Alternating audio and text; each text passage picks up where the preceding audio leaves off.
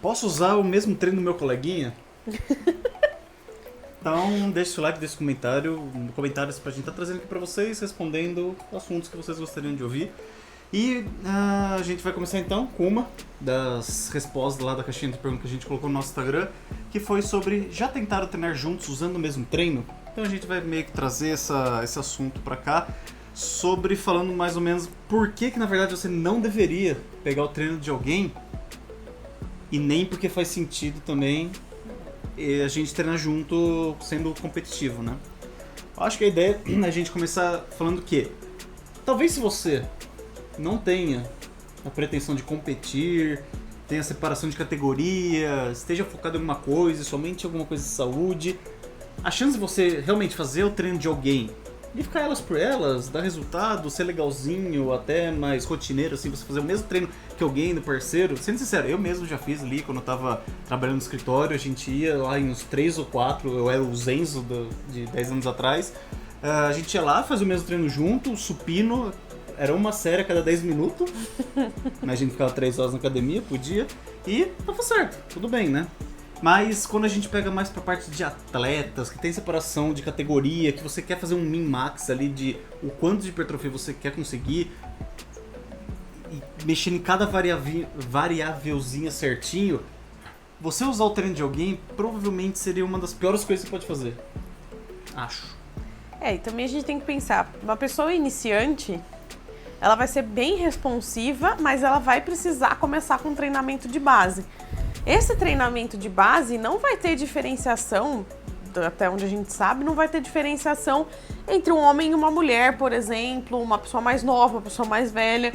Ela vai precisar aprender movimentos, ela vai precisar aprender a contrair musculatura, ela vai precisar fazer algumas coisas que são para ela iniciar a vida na musculação. E nesse quesito, e para pessoas que não são atletas, realmente não faz muito essa de não, porque existe um treino para homem, existe um treino para mulher, existe um treino para jovem, existe um treino para idoso. Porque todas essas pessoas estão meio que começando agora. Então essas pessoas não vão começar com uma carga muito absurda, essas pessoas não sabem contrair direito a musculatura, essas pessoas às vezes não sabem controlar o movimento para fazer uma determinada execução de um exercício. Então tudo isso interfere bastante na escolha dos exercícios e não tem tanta questão de você treinar com um parceiro ou não. Tanto que tem duas vertentes de treinadores que para pessoas pessoas iniciantes, tem um pessoal que prefere que eles façam somente então, aquele agachamento, supino e terra, e tem outros que acham que nisso não faz sentido nenhum. Por motivos óbvios e óbvios. Um, que você realmente vai trabalhar, o exercício composto, vai te dar bastante coordenação e tudo mais. Só que ao mesmo tempo, parabéns pra você fazer um terra certinho quando você é iniciante. Sua coluna, se ela virar só um C, tá bom. E aí, quando a gente parte pro esporte, pro fisiculturismo, não é só a diferença de, por exemplo, uma atleta feminina para um atleta masculino. É uma diferença até mesmo de categoria e também de pontos fracos. Então não tem como a gente fazer o mesmo treino.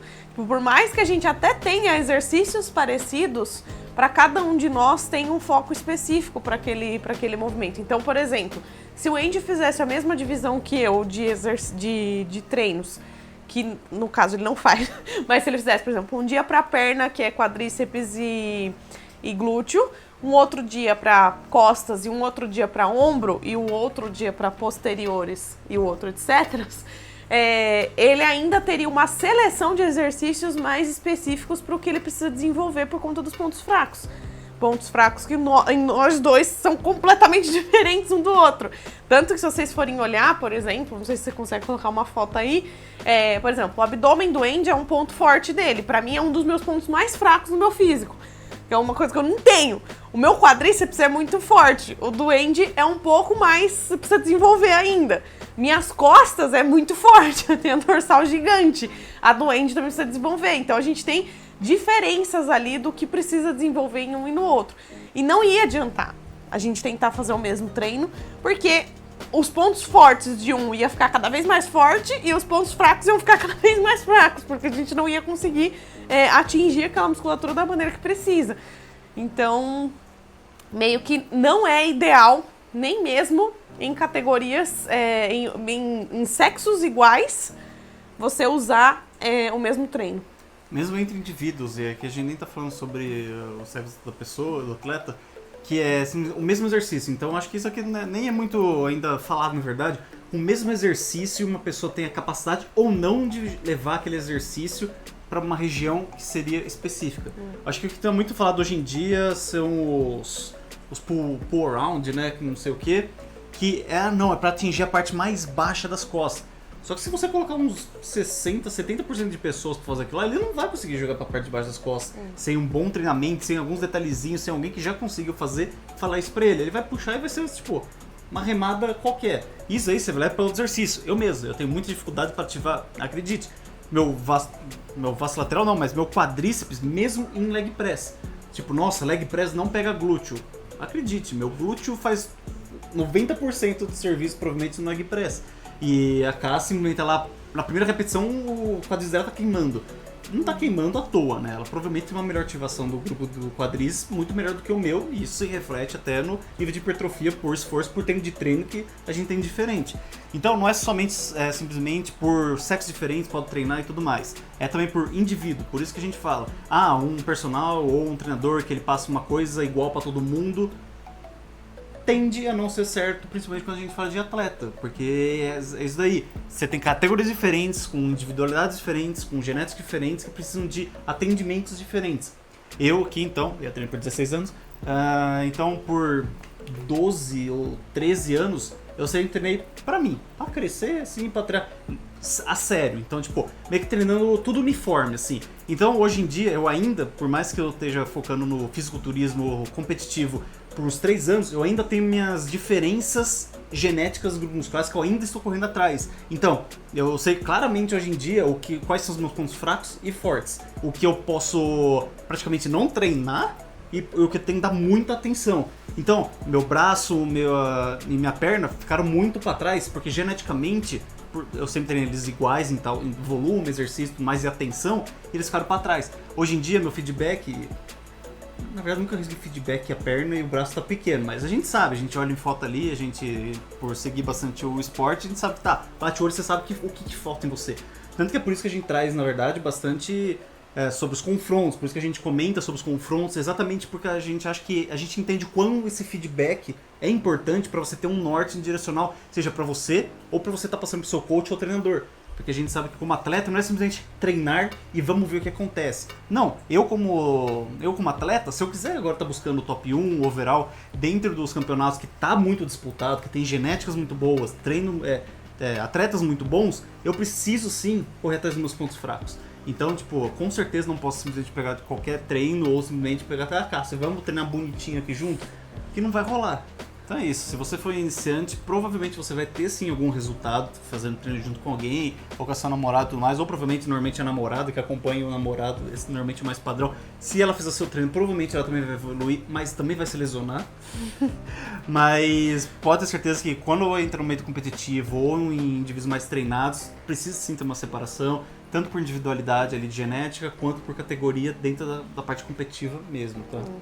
E aí também a gente volta naquele outro assunto é porque o homem não treina glúteo. Depende, né? Por exemplo, tem o atleta que tem uma deficiência no glúteo ou tem um glúteo muito vazio, muito nada ali, ele vai precisar desenvolver glúteo. E às vezes esse atleta pode precisar até de glúteo na polia, que é um exercício que o pessoal fala que é o próprio exercício do gay, né? Tipo, fazer alguma coisa que não é tradicionalmente masculino fazer na academia.